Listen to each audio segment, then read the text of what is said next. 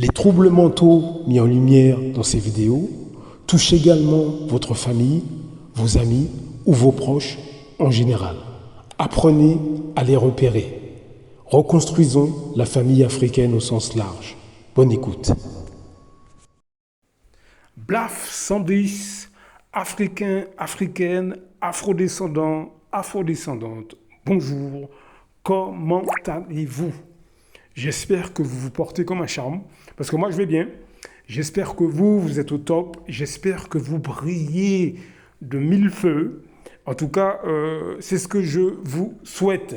La trahison du monde noir, la trahison des Africains, la trahison des Afrodescendants est un vaste sujet. Nous devons en parler, comme je le dis dans toutes ces vidéos. Le système tel que nous le voyons, bien sûr, colonisation, esclavage, racisme, etc. Bien sûr, nous sommes d'accord. Le franc CFA, il faut qu'on se débarrasse de ça. Il y a le capitaine Traoré du Mali qui s'en occupe fortement, avec le Niger, etc. Il y a beaucoup de choses qui sont en train de se passer, mais comme je le dis, il faut aussi qu'à notre niveau, nous participions au niveau des masses populaires. Et comme vous le savez déjà, nous avons parmi nous une catégorie d'afrodescendants qui, eux, défendent le système. Je le dis dans tous ces audios, on doit pointer du doigt leur comportement, tout simplement parce que c'est une maladie mentale. Et lorsque nous lisons Frantz Fanon, Peau noire et masque blanc, il nous en parle. Donc il va falloir qu'une partie d'entre nous, il n'est pas question d'abandonner tout le reste et de se concentrer uniquement là-dessus, mais une partie d'entre nous, nous devons pointer du doigt nos psychologies, on doit améliorer les choses. Aujourd'hui, je vais vous montrer la vraie structure du monde noir. Selon moi, je peux me tromper, j'espère que je me trompe, mais après des années d'observation, je n'ai pas l'impression que je me trompe.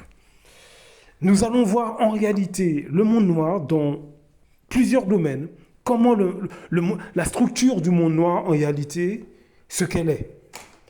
Vous allez peut-être être surpris, mais je vous assure que ce sera salutaire, ce que vous allez voir. Vous allez comprendre comment nous sommes complètement déstabilisés. Voilà l'image dont je vous parle. Voilà. Regardez bien cette image, parce que c'est la structure du monde noir. Alors, j'ai pris cette image il y a des années que j'ai compris ça, en fait. Et j'ai trouvé cette image un peu par hasard. Donc, en fait, c'est sur la pochette d'un livre, mais je ne sais plus le titre du livre, donc je ne pourrais pas vous dire. Mais en gros, voilà la structure du monde noir. En réalité, tous ces afrodescendants qui, au quotidien, comme je le dis dans tous ces audios, qui, au quotidien, vous méprisent du regard, au quotidien, font preuve d'incivilité vis-à-vis de leurs semblables, au quotidien, qui vont dénigrer leur communauté au sein des autres communautés. C'est-à-dire que lorsqu'ils couchent avec des Arabes, des Chinois, des Européens, etc., et qu'à ce moment-là, ils dénigrent le monde noir, je rappelle que beaucoup d'afrodescendants, en France notamment, mais dans tous les pays d'Europe, et même dans nos pays d'origine, beaucoup d'Africains, beaucoup d'afrodescendants, encore une fois, une catégorie importante d'afrodescendants dénigrent le monde noir au sein des autres communautés, c'est-à-dire parmi leurs amis des autres communautés, parmi la belle famille issue des autres communautés, avec leurs collègues de travail. Ce sont des choses que j'ai observées. Ce que je vous dis là, ce n'est pas des paroles en l'air, c'est des choses que j'ai enquêté là-dessus pendant des années. Donc je peux vous en parler pendant des heures. Moi, ça ne me pose pas de problème. Je vous assure que ce que vous voyez à l'écran, ce sont ces personnes. C'est-à-dire, l'afrodescendant là, qui est en costume à côté du blanc, là, l'afrodescendant qui tire la corde pour déstabiliser ses semblables, ce sont les gens que je vous décris dans ces audios. Ce sont ces gens que je vous décris dans tous ces audios. Est-ce que vous voyez ce que je veux dire? Ce sont eux qui, dans plusieurs domaines de notre quotidien, s'assurent que la domination de leurs semblables soit complète. On les trouve où, ces personnes? Eh bien, au niveau politique, ben, on les trouve dans les partis politiques, on les trouve à la tête de nos pays, mais aussi dans le cinéma. Hein, ce sont la quasi-majorité des acteurs noirs en France. Eh ben, c'est la place qu'ils ont au sein de la structure. Hein, c'est-à-dire qu'ils sont les caniches du système, comme vous pouvez le voir à l'écran, hein. Mais aussi on les trouve au sein du monde religieux. Ce sont tous ces prêtres du monde noir qui continuent à faire accepter aux autres afrodescendants un Dieu qui ne leur ressemble pas. Ce Dieu ne leur ressemble pas, ne ressemble pas à ceux de notre communauté, mais il continue d'alimenter ce complexe dans la tête de beaucoup de nos semblables. Hein. Moi, encore une fois, je n'ai rien contre Dieu, bien au contraire, mais il faut que la vérité soit là. Si on est dans un contexte de vérité, autant être dans la vérité jusqu'au bout. Et ce que je n'apprécie pas avec le catholicisme, en réalité, c'est que les figures qu'on nous montre ne correspondent pas à la réalité. Je vous invite à chercher sur Internet. La Russie a mis en avant ses archives concernant les religions, et ils ont bien montré que Jésus il était représenté comme... C'est un Africain à la base. Faites vos recherches, vous allez voir. Donc ces afrodescendants-là que je vous décris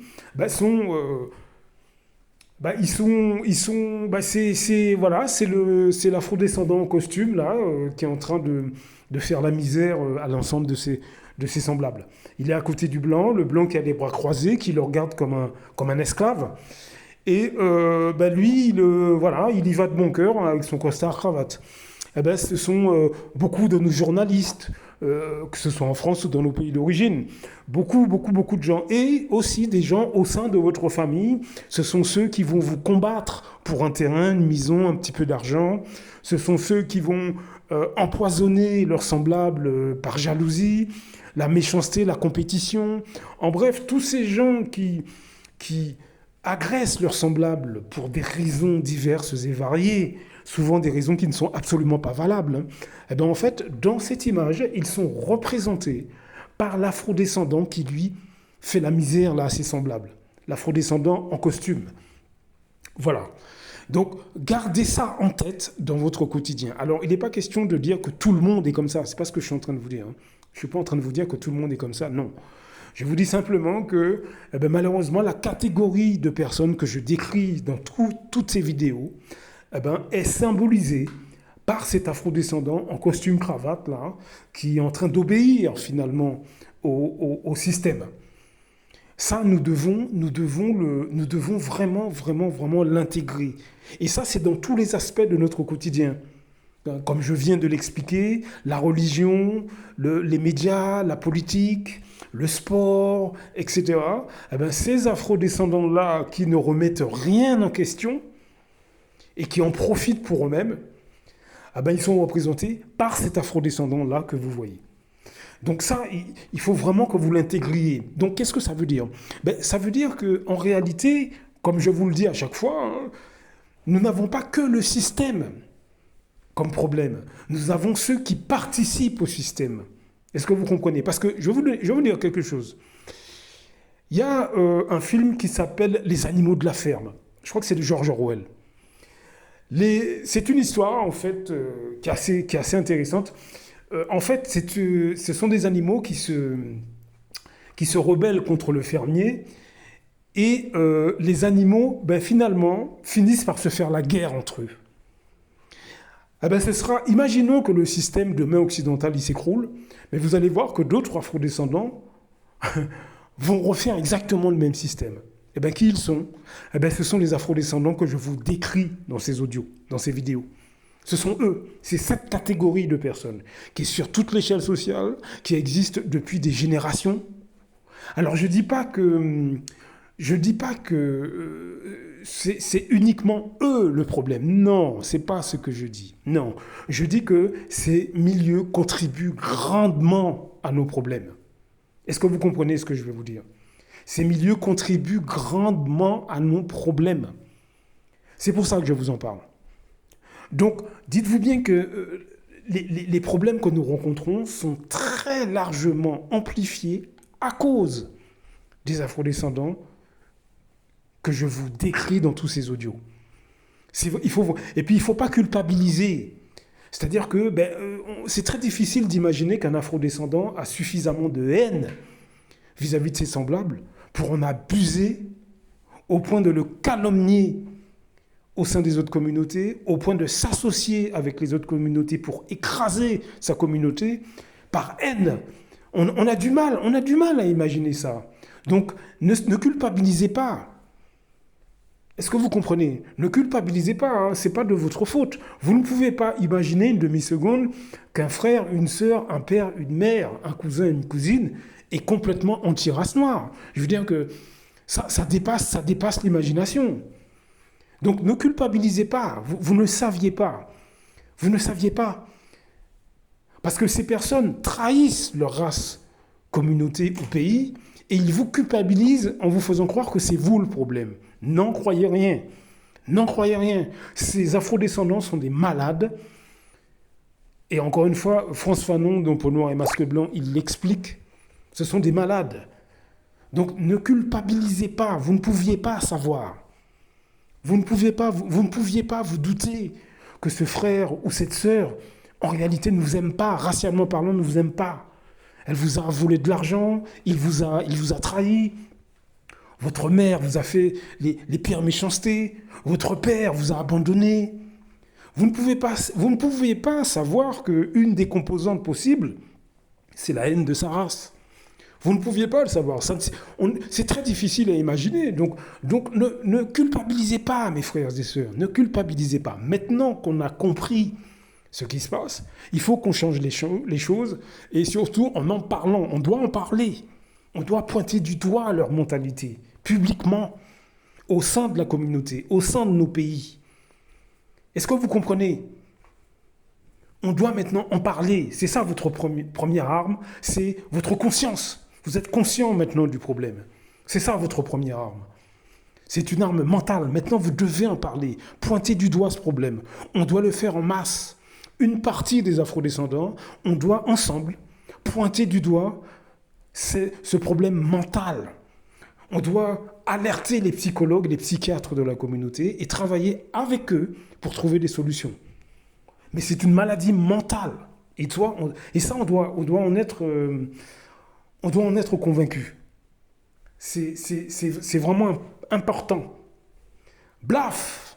À très bientôt.